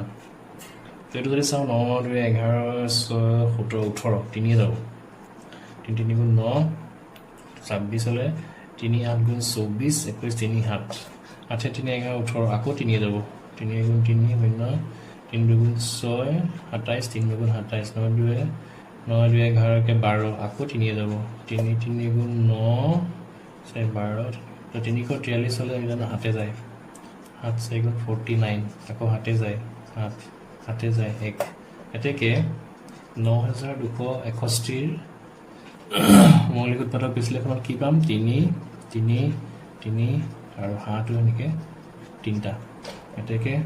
9261 ঘনমূল উলিয়ালে কি হ'ব তেনেহ'লে এই 3টা 3ৰ পৰা এটা 3 লিখিবা পূৰণ চিন দিবা 3টা 7ৰ পৰা এটা 7 লিখিবা আনসাৰটো কিমান হ'ব 21 এইটো আনসাৰ 21 হৈ গ'ল পিছৰটো ইয়াতে কৰি দিওঁ 4 নম্বৰটো 7 নম্বৰৰ 4টো কি আছে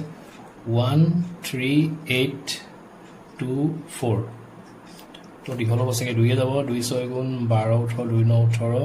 2 বাং 24 2 যাব 2 3 6 2 4 10 2 5 10 2 6 12 আকৌ 2 যাব 2 17 34 2 28 ঠিক আছে আকৌ 2 যাব 2 8 হল 2 6 12 2 4 8 আকৌ 2 যাব 2 4 8 2 3 6 2 2 4 আকৌ 2 যাব 2 2 হল 32 আকৌ 2 যাব 2 1 18 2 যাব 54 ঠিক আছে আকৌ 2 যাব 27 3 যাব 3 9 3 যাব 3 এইটো বৰ্তমানে গুচি আহিলে স্ক্ৰীনত আহিছেনে আহিছে 3 যাব 1 এটা কি কম পালো 13824 ৰ মৌলিক উৎপাদক বিশ্লেষণত কি আহিব আহিব 2 1 2 3 2 কিউব আকৌ এইটা যদি লওঁ এইকেইটা যদি লওঁ আৰু এটা 2 কিউব ঠিক আছে এই বহুত ধৰণে কৰিব পাৰি মই তোমালোকক আচলতে একেবাৰে সিম্পল ফৰ্মত দেখাইছোঁ ডাইৰেক্ট আমি লিখি দিব পাৰোঁ 1 2 3 4 5 6 7 8 9টা আছে 2 to the power 9 লিখি দিব পাৰোঁ এতিয়া বৰ্গমূল হ'লে 9ৰ যদি বৰ্গমূল ন কি হয় 3 হয় 2 to the power 3 হ'ব মানে বৰ্গমূলত আহিব এনেকৈ কৰিব পাৰি 3 তিনিটা আছে 3 কিউব এটাকে 13824 ৰ ঘনমূল যেতিয়া লিখিম কি লিখিম তেতিয়াহ'লে এ 3টা 2ৰ পৰা এটা আহিলে ইয়াৰ 3টা 2ৰ পৰা আৰু এটা আহিলে ইয়াৰ 3টা 2ৰ পৰা এইটো আহিলে আৰু 3টা 3ৰ পৰা এটা আহিলে আল্টিমেটলি কিমান হ'ল 2 2 গুণ 4 4 গুণ 8 3 গুণ 24 এইটো আনসাৰ হ'ব 24 বুজি পাইছানে ক্লিয়াৰ হৈছে এইটো আচলতে কি হয় গম পাইছা না তোমালোকে এইটোকে মই দেখাই দিছোঁ দেই এই যে লাষ্টত যে আমি পালোঁ এনেকৈ পালোঁ 2 ঠিক আছে ইয়াতে এইটো বৰ্গ এইটো ঘনমূলৰ চিনটো 13824 এইটো পালোঁ না সমান যে এইটো 2 কিউব পূৰণ 2 কিউব 2 কিউব এনেকৈ আছে 3 কিউব ইয়াৰ ওপৰতো বৰ্গমূল চিনটো আহিবতো একেটাই বস্তু কাৰণ এইটো উৎপাদক বিশ্লেষণ এইখিনি ইয়াত যেতিয়া বৰ্গমূল হয় ঘনমূল ইয়াত যেতিয়া ঘনমূলৰ চিনটো দি দিম সংখ্যাটো মানে ইয়াৰ ওপৰতো ঘনমূল চিন দিব লাগিব একেটা কথা এতিয়া এই বস্তুটো কি বাৰু আমি সূচকৰ নিয়মতে পাইছোঁ নাই এনেকুৱা ক'ৰবাত পাইছোঁনে নিশ্চয় পাইছোঁ এই চিনটো উঠাই দিলে কি আহিব ওপৰত এইটো আহিব 1/3 তো আল্টিমেটলি আকৌ এইটো সূচকৰ এটা নিয়ম আছে এনেকুৱা নিয়ম পাইছিলা নহয় এ এম এন হ'লে কি হয় ওপৰৰ পাৱাৰকেইটা পূৰণ হৈ যায় এইটো পাইছিলা তো এইটো কি হ'ব 2 3 এইটোৰ লগত 1/3 পূৰণ হ'ব হয়নে এইটো বস্তু এনেকুৱা হ'ব বা আমি এনেকৈ কৰি ল'ব পাৰোঁ 2 1 2 3 3 6 9 2 to the power 9 আছে ইনটু 3 কিউব আছে ঠিক আছে এনেকৈ কৰি ল'ব পাৰোঁ এনেকৈ কৰিলেও হ'ব বা ছেপাৰেটকৈ কৰা হেঁতেনো হয় 2 to the power 9টো যেতিয়া আমি লিখিম এনেকৈ এই পাৱাৰটো ওপৰত লিখি ল'ব পাৰিম এনেকৈ ব্ৰেকেটটো উঠাই দিয়াৰ লগে লগে আৰু 3 কিউবটো আমি লিখি ল'ব পাৰিম এনেকৈ এইটো গম পাইছা নহয় এটা সূচকৰ নিয়ম আছে নহয় আৰু এটা নিয়ম আছে A to the A into B M এনেকৈ নাই জানো সেইটো কেনেকৈ লিখিব পাৰি এ ওপৰতো এমটো লিখিব পাৰি পাৱাৰ বি ওপৰতো এমটো লিখিব পাৰি এনেকৈ সেইটো কৰিছোঁ এইটো এ এইটো বি হৈ আছে এইটো বি হৈ আছে ইয়াৰ ওপৰতো পাৱাৰ 1/3 আহিব ইয়াৰ ওপৰতো পাৱাৰ 1/3 আহিব এনেকুৱা কথা ঠিক আছে তো এইটো হ'লে শেষত কি হ'বগৈ আল্টিমেটলি আমাৰ হ'বগৈ 2 to the power 9 ইনটু এইটো পূৰণ হৈ যাব ওপৰৰ পাৱাৰকেইটা এইটো নিয়ম মতে এইটো মতে পূৰণ হৈ গ'ল এফালেও এইটো এনেকৈ পূৰণ হৈ গ'ল তো ইমান মানে দেখুওৱা নহয় আচলতে আৰু অলপ কৈ দিছোঁ এইকেইটা কাটকুট গুচি গ'ল এইকেইটা কাটকুট গুচি গ'ল আল্টিমেটলি কি থাকিলেগৈ আল্টিমেটলি আমাৰ থাকিবগৈ কি 2 to the power 1 মানে 2 চৰি 3 হ'বতো 3 2 to the power 3 into 3 to the power 1 ultimately কিমান 2 to the power 3 মানে কি 8 ইনটু 3 মানে কিমান 24 একেটা আনসাৰ বুজি পাইছে কথাটো এই বস্তুটো মানে যদি কনচেপচুৱেল বস্তুটোত আমি যাওঁ এইটো ইমানখিনি আমি দেখাব নালাগে আমি জাষ্ট কি কৰোঁ বৰ্গমূল চিনটো দি এই যে মই ক'লোঁ তিনিটা যিটো থোপ আছে প্ৰতিটো বেটছৰ পৰা বা থোপটোৰ পৰা এটা উলিয়াই আনিবা এটা উলিয়াই পূৰণ কৰি দিবা সেইটো আচলতে এইটো কনচেপ্ট মেইন কনচেপ্ট ঠিক আছে তোমালোকৰ 7 নম্বৰত এই 4টাই আছিলে কমপ্লিট কৰিলোঁ 8 নম্বৰটো কৈছোঁ 8 নম্বৰটো কি বুলি কৈছে উৎপাদক বিশ্লেষণ নকৰাকৈ ঘনমূল অনুমান কৰি লিখা অনুমান মানে এষ্টিমেশ্যন মই ইয়াৰ এটা ভিডিঅ' আগতেও বনাইছোঁ তোমালোকে সেই ভিডিঅ'টো চাই ল'বা সেই ভিডিঅ'টো মই তোমালোকক কৈছিলোঁ এই অংকবিলাকৰ ক্ষেত্ৰত তোমালোকে এই চাৰ্টখন তোমালোকে পাৰিলে মনত ৰাখিবা আৰু যদি এখন মনত ৰাখিব নোৱাৰা নিজেই কিন্তু মনৰ ভিতৰতে কেলকুলেশ্যন কৰিব পাৰিব লাগিব অৰ্থাৎ এতিয়া এটা সংখ্যাৰ এককৰ ঘৰত যদি বোলে 2 থাকে তেনেহ'লে তাক যেতিয়া আমি তাৰ ঘনফলটো উলিয়াম অৰ্থাৎ সেই সংখ্যাটো 3বাৰ পাতি যেতিয়া পূৰণ কৰিলে যিটো ঘনফল হ'ব মানে তাত তেনেহ'লে কি হ'ব সেইটো আমি মনৰ ভিতৰতে চিন্তা কৰিব লাগিব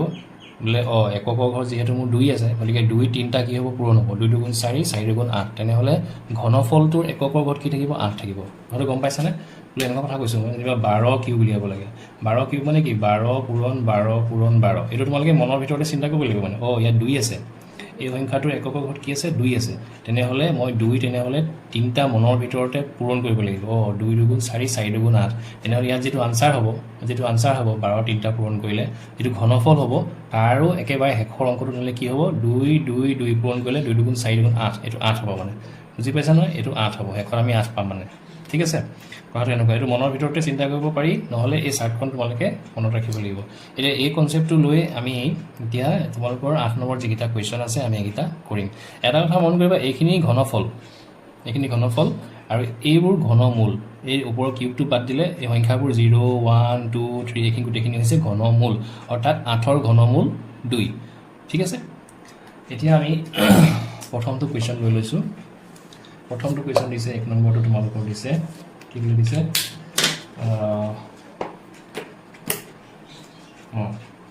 ৰিভিজন 1 ৰিভিজন 2 ঠিক আছে 1 নম্বৰটো দিছে তোমালোকৰ 12167 ঠিক আছে তাৰ আমি ঘনমূল অনুমান পদ্ধতিৰে উলিয়াব লাগে ইমান দেৰিলৈকে আমি কি কৰি আছিলোঁ উৎপাদক বিশ্লেষণ কৰি উলিয়াইছিলোঁ য'ত আমাৰ 3 নম্বৰ 4 নম্বৰ এনেকৈ দি দিব কিন্তু যেতিয়া তোমাৰ অনুমান পদ্ধতিৰে দিব মানে অনুমান পদ্ধতিবোৰ লিখি নিদিয়ে তোমালোকৰ MCQত দি দিব যেনিবা 12167ৰ ঘনমূল কি তলত 4টা অপশ্যন দি দিলে তেতিয়াতো তোমালোকে উৎপাদক বিশ্লেষণ কৰি উলিয়াবলৈ গ'লে বহুত সময় লাগিব তেতিয়াই তোমালোকৰ সেই অনুমান পদ্ধতিটো কামত আহিব এই পদ্ধতিটোৰ সহায় লৈ খুব কম সময়তে তোমালোকে গেছ কৰি পিনি MCQত আনসাৰটো দিব পাৰিবা ঠিক আছে তাৰ কাৰণে তোমালোকে কি কৰিবা এই গোটেই সংখ্যাটোক 3টা 3টাকৈ সোঁফালৰ পৰা ভাগ কৰি ল'বা তো প্ৰথম আমি 167 এই 3টা লৈ এটা বেটছ বনালোঁ থুপ বনালোঁ এইটো 12 আছে 3টা অংক নাই গতিকে যিকেইটা আছে সেইকেইটাকে লৈ পিনি এটা এনেকৈ থুপ বনাই ল'লোঁ সাধাৰণতে 3টা 3টাকৈ বনাব লাগে কিন্তু ইয়াত 3টা নাই প্ৰথম 3টা যোৱাৰ পিছত অকল 2টাহে থাকিলে 2টাকে তোমালোকে বেটছ বনাই ল'বা তাৰপিছতে একেবাৰে শেষত কি আছে চাবা প্ৰথম থুপটোত সোঁফালৰ পৰা একেবাৰে শেষত কি আছে 7 তেনেহ'লে কোনটো এটা ঘনমূল আছে আৰু সেই ঘনমূলটোৰ এককৰ স্থানত কি থাকিলে ঘনফলটোত আমি 7 পাম এককৰ স্থানত তোমালোকৰ মনলৈ সেইটো আহিব লাগিব এইটো ঘনফল হয়তো 12167টো ঘনফল এটা পাৰফেক্ট কিউবিক নাম্বাৰ তো ইয়াৰ ঘনমূলটো পাবলৈ হ'লে তেনেহ'লে আমি এটা কথা মন কৰিব লাগিব ঘনমূলৰ এককৰ স্থানত কি থাকিলে ঘনফলত এককৰ স্থানত 7 হ'ব আমি যদি চাৰ্টখন চাওঁ এইটো 3 থাকিলে কি হয় ঘনফলৰ এককৰ স্থানত কি হয় 7 হয় তেনেহ'লে আমাৰ যিটো আনসাৰ হ'ব ঘনমূল আমি যিটো উলিয়াবলৈ গৈ আছোঁ তাৰো তেনেহ'লে এককৰ স্থানত কি থাকিব লাগিব 3 থাকিব লাগিব হয়নে এককৰ স্থানত যদি 3 থাকে তেনেহ'লে 3 থাকিলে আমি ঘনফলটোত এককৰ স্থানত কি পাম 7 পাম ঠিক আছে ক্লিয়াৰ হৈছে এইটো ঠিক আছে তাৰপিছত তেনেহ'লে আমাৰ এককৰ স্থানৰ অংকটো ওলাই গ'ল ঠিক আছে ওলাই গ'ল এতিয়া আমি ইয়াৰ আগত কি কি সংখ্যা হ'ব সেইবোৰ আমি উলিয়াবৰ কাৰণে এই 12 ওচৰলৈ যাম ইয়াৰ কাম হৈ গ'ল 167ৰ কাম হৈ গ'ল এতিয়া আমি 12 ওচৰলৈ যাম তে 12ৰ ক্ষেত্ৰত আমি চাব লাগিব এনেকুৱা এটা কিবা সংখ্যা আছে নি যিটো 3বাৰ পাতি পূৰণ কৰিলে হয় 12 হয় মানে কোনটো সংখ্যাৰ ঘনফলটো হয় 12 হয় নহয় 12ৰ ওচৰৰ এটা ঘন সংখ্যা হয় ঘনফল হয় তো আমি যদি মনতে চিন্তা কৰোঁ 1 × 1 মানে 1 কিউব মানে 1 2 কিউব মানে 8 3 কিউব মানে 27 তেনেহ'লে 2 কিউব আৰু 3 কিউব মানে 2 আৰু 3ৰ ঘনফলৰ মাজতে 12টো আছেনে এই চাৰ্টখন চোৱা 2 আৰু 3ৰ ঘনফলৰ মাজতে 12টো আছে 8 আৰু 27ৰ মাজতে 12টো আছে ক'ৰবাত ইয়াত 12টো নাই জানো ইয়াতে 12 আছে তেনেহ'লে এই ক্ষেত্ৰত সদায় কি কৰিবা তোমালোকে সৰুটো ল'বা অৰ্থাৎ 27ৰ ঘনমূল 3 8ৰ ঘনমূল 2 তেনেহ'লে 12ৰ যদি ঘনমূল পাবলৈ হয় তেনেহ'লে আমি এই সৰুটো সদায় সৰুটোৰ ঘনমূলটো ল'ম তেনেহ'লে সৰুটো কি 12ৰ একেবাৰে ওচৰত থকা এটা ঘনফল 8 এটা 27 দুটাৰ ভিতৰত আমি সৰুটো ল'ম 8টো ল'ম আৰু 8ৰ ঘনমূলটো আমি ল'ম 8ৰ ঘনমূল কি 2 গতিকে আমি কি লিখিম তেনেহ'লে 2 তেনে আনসাৰটো কি হ'ব 23 বুজি পাইছা তোমালোকে একেবাৰে সহজ ঠিক সেইটোৱে 2 নম্বৰলৈ যাওঁ 2 নম্বৰলৈ যাওঁ 2 নম্বৰত কি দিছে তোমালোকৰ 2 নম্বৰ দিছে 8000 ইয়াৰ যদি আমি অনুমান পদ্ধতিৰে ঘনমূলটো উলিয়াবলৈ একেটা সিস্টেম প্ৰথম তিনটা আমি এনেকৈ কৰিম গ্ৰুপ কৰিম এইটো এটা আছে এটাই ল'ম তো শেষত কি আছে শূন্য তেনেহ'লে ঘনফলত শূন্য পাবলৈ হ'লে ঘনমূলত কি থাকিব লাগিব এইটো ঘনফলত শূন্য পাবলৈ হ'লে ঘনমূলৰ এককৰ স্থানত কি থাকিব লাগিব শূন্য থাকিব লাগিব তেনেহ'লে আমাৰ আনসাৰটোৰ এককৰ স্থানটো কি থাকিব শূন্য থাকিব তাৰপিছত ইয়াৰ কাম হৈ গ'ল অকল এককৰ অংকটো উলিয়াবৰ কাৰণেহে এই প্ৰথম তিনিটা কাম থাকে প্ৰথম তিনিটা মানে প্ৰথম তিনিটা আৰু শেষৰটো কাম থাকে এতিয়া 16ৰ কাম নাই ইয়াত যেনেকৈ অকল হাতৰহে কাম ওলালে ইয়াকো একেই শূন্য আছে তেনেহ'লে ঘনফলটোত যেতিয়া শূন্য থাকিব ঘনমূলটোতো কি থাকিব শূন্যই থাকিব ঠিক আছে এইটো হৈ গ'ল এতিয়া 8 কোনটো সংখ্যাৰ কিউব কৰিলে 8 হয় 2টো লিখি দিলে হৈ গ'ল ঠিক আছে আনসাৰ ওলাই গ'ল 20 একেবাৰে সহজ তাৰপিছত 3 নম্বৰলৈ যোৱা 3 নম্বৰটো কি আছে 3 নম্বৰটো আছে 4096 ইয়াৰ যেতিয়া আমি ঘনমূল উলিয়াম একে সিস্টেম আমি প্ৰথম তিনিটা ল'ম আৰু এটা ল'ম তো 6 আছে তেনে ঘনফলত 6 হ'বলৈ হ'লে ঘনমূলত মানে এককৰ ঘৰত ঘনফলৰ এককৰ ঘৰত 6 হ'বলৈ হ'লে ঘনমূলৰ এককৰ ঘৰত কি থাকিব লাগিব কিন্তু চাৰ্টখন যদি চাওঁ 6 ক'ত আছে এইটো 6 তো ঘনফলৰ এককৰ স্থানত 6 হ'বলৈ হ'লে ঘনমূলতো কি থাকিব লাগিব এককৰ স্থানত 6 থাকিব লাগিব তেনেহ'লে আমাৰ আনসাৰটোৰ এককৰ স্থানত কি হ'ব 6 হ'ব তাৰপিছত 4 আছে কোনটো সংখ্যাৰ কিউব কৰিলে 4 হ'ব এনেকুৱা কোনো সংখ্যা নাই তেনেহ'লে আমি কি চাম আমি চাম যে 4টো ক'ত আছে 4টো এই 1 আৰু 8ৰ মাজতে থাকিব 4 হয়নে অৰ্থাৎ আমি কোনটো ল'ম তেতিয়া যেহেতু 1 আৰু 8ৰ মাজত আছে 1টো এটা পাৰফেক্ট কিউবিক নাম্বাৰ 8টো এটা পাৰফেক্ট কিউবিক নাম্বাৰ তাৰ মাজতে 4টো পাম তেনেহ'লে 4ৰ ঘনফলটো পাবলৈ হ'লে আমি কি কৰিব লাগিব এই যিটো সৰু 1টো 8 আৰু 1ৰ ভিতৰত 1টো সৰু তাৰ আমি ঘনমূলটো লিখিব লাগিব 1 হয়নে তাৰ ঘনমূলটো ওচৰত মানে 4 ঘনমূলটো হ'ব কথাটো এনেকুৱা ক্লিয়াৰ হৈছে গতিকে আমি কি লিখিম তেনেহ'লে 1টো লিখি দিম 1 হ'ব অৰ্থাৎ আনসাৰটো আমাৰ কি হ'ব তেনেহ'লে 16 হ'ব একেবাৰে হ'ব 16 দেই আনসাৰ 16 তাৰপিছত লাষ্ট 4 নম্বৰটো তোমালোকৰ দিছে কি বুলি 5832 তো ইয়াৰ যদি আমি ঘনমূল উলিয়াবলৈ হয় আকৌ আগৰ দৰে কৰিম তিনিটা বেটছ বনাম এইটো অকলে বনাম 2 আছে তেনেহ'লে ঘনফলৰ এককৰ স্থানত কি হ'লে ঘনমূলৰ কিউবিক ৰুট ঘনমূলৰ এককৰ স্থানত কি হ'লে ঘনফলৰ এককৰ স্থানত 2 হয় আমি যদি চাৰ্টখন চাওঁ এইটো 2 হয়নে যেতিয়া ঘনমূলৰ কাৰণ 8টো 512 ঘনমূল হয় গতিকে ঘনমূলত 8 থাকিব লাগিব এককৰ ঘৰত 8 থাকিলে তেতিয়া ঘনফলত কি হয় 2 হয় এইটো ঘনফল 2 হয় ঠিক আছে 5টো ক'ত আছে 1 আৰু 8ৰ মাজত আছে কিন্তু সৰু কোনটো 1টো সৰু গতিকে 1ৰ ঘনমূল কিমান 1 গতিকে 1 লিখিব লাগিব আনসাৰটো কিমান 18 মই ভাবিছোঁ তোমালোকে বুজি পাইছা এই 8 নম্বৰত এই 4টাই আছিলে তোমালোকে অনুমান পদ্ধতি এনেকৈ উলিয়াব লাগিব ঠিক আছে 9 নম্বৰত কি দিছে এটা ঘনকৰ দিশ 1.2 সেন্টিমিটাৰ ঘনকটোৰ আয়তন কিমান তোমালোকে ঘনক দেখিছাই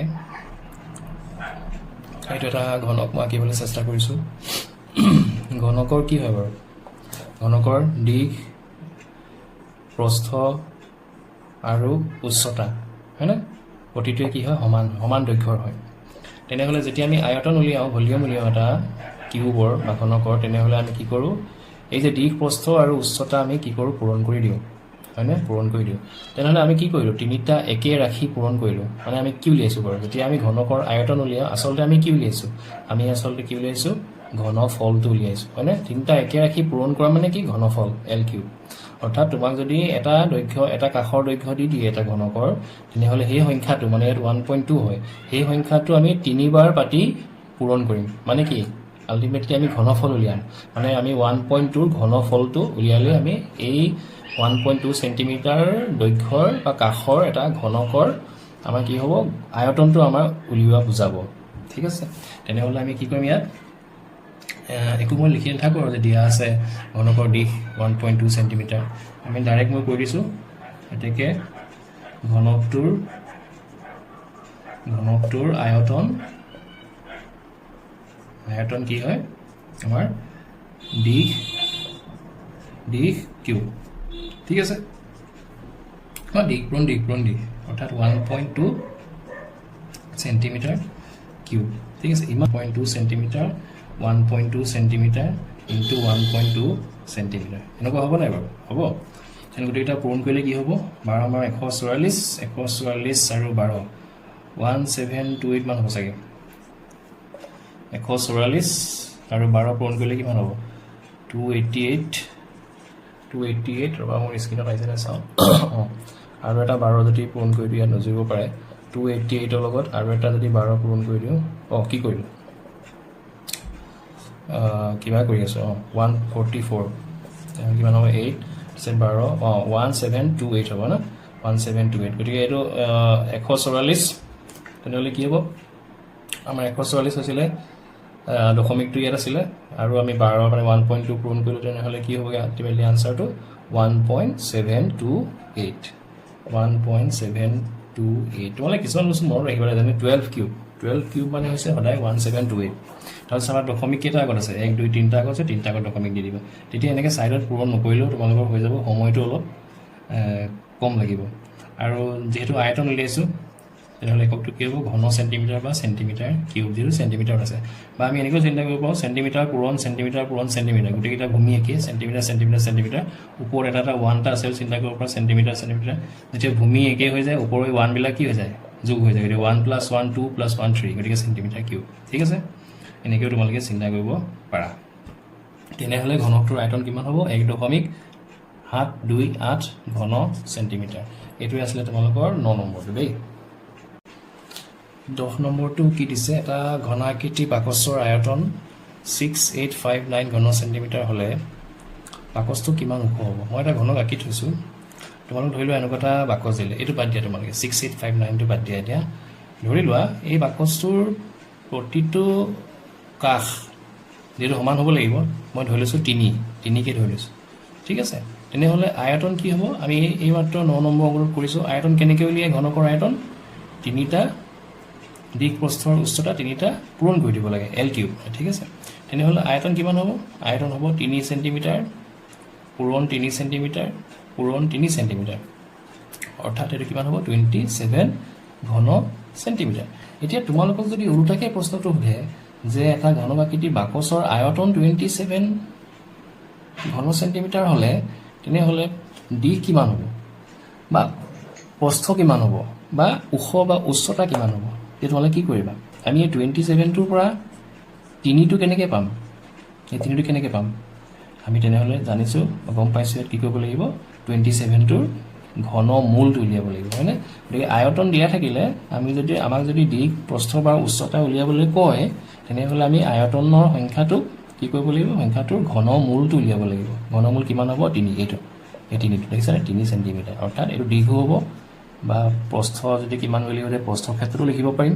বা আমাক যদি হতে উচ্চতা কিমান উচ্চতাৰ ক্ষেত্ৰটো লিখিব পাৰিম কাৰণ 3 সেন্টিমিটাৰটো সবৰে একে হ'ব দীৰ্ঘ আৰু প্ৰস্থ উচ্চতা গোটেইটোৰ ক্ষেত্ৰত 3 সেন্টিমিটাৰে হ'ব ক্লিয়াৰ হৈছে নে কি কৈছো মই গতিকে এটা কথা আমি গম পালো তেনেহলে ঘনকৰ আয়তন দিয়া থাকিলে যদি আমাক দি উলিয়াবলৈ কয় নাইবা প্ৰস্থ উলিয়াবলৈ কয় নাইবা উচ্চতা উলিয়াবলৈ কয় তেনেহলে একেবাৰে সহজ আমি কি কৰিব লাগিব আয়তনৰ ঘন মূলটো উলিয়াব লাগিব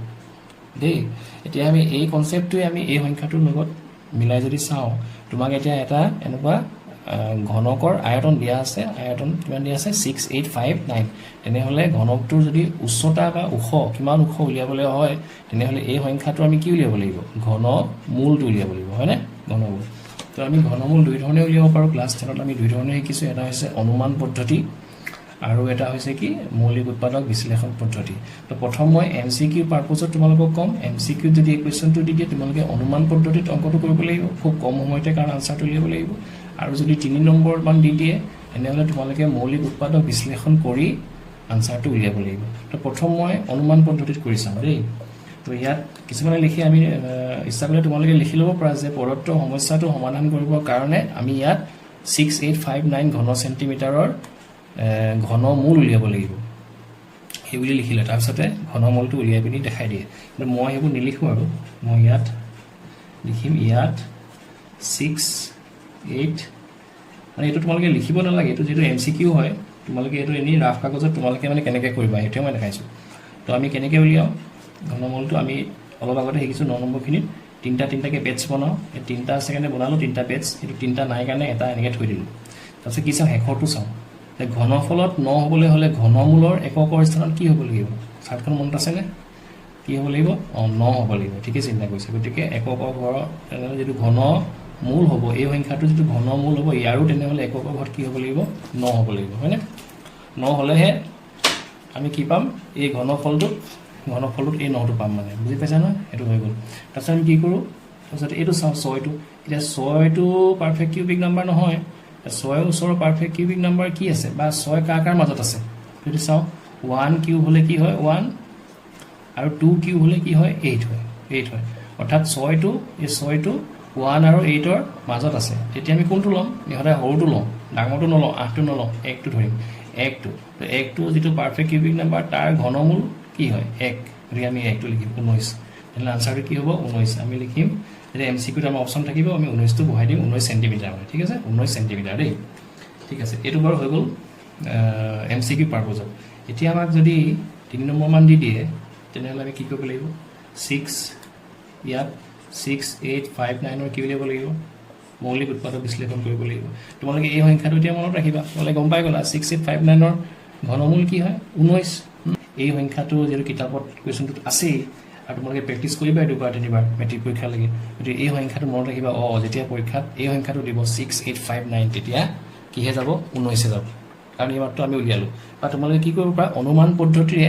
কেতিয়াবা কি হয় তেতিয়া সুবিধা হয় অনুমান পদ্ধতিৰ আগতে আনসাৰটো তোমালোকে উলিয়াই লবা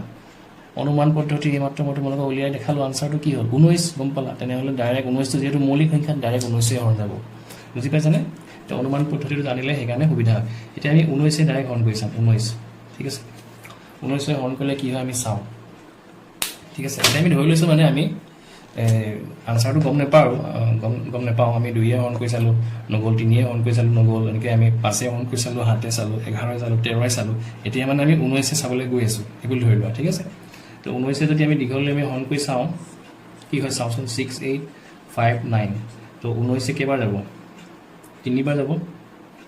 হয়নে 3 বাৰ যাব 50 কিমান হ'ব 7 হ'ব 8 গলে 1 6 5 গলে 1 তো 19 নাযায় 5 টো নামিলে এতিয়া কেইবাৰ যাব এতিয়া যাব তোমাৰ 8 বাৰ যাব চাগে ন 8 লগত 72 2 গলে 7 15 8 বাৰ নাযায় 6 বাৰ যাব বাকি 7 বাৰ যাব 9 গুণ 61 3 গুণলে 6 8 6 7 বাৰ নাযায় 6 বাৰ যাব নে 6 গুণ 64 গুণলে 5 6 plus 11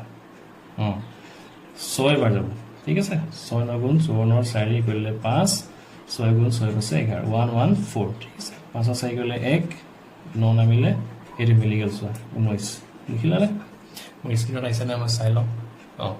মিলি গল তেনেহ'লে আমি গম পালো 19 এই সংখ্যাটো গণ কৰিলে কি হয় 361 তো 361 লিখিলো আকৌ 19 যাব 19 কেইবাৰ যাব 19 বাৰ যাব ঠিক আছে আকৌ এবাৰ আমি এনেকৈ হৰণ কৰি 1 টো উলিয়াই দেখাই দিম হল এটাকে আমি কি লিখো 6859 ৰ মৌলিক উৎপাদক বিশ্লেষণত কি আছে তেনেহ'লে 19 তিনিটা পূৰণ হৈ আছে এটাকে যেতিয়া আমি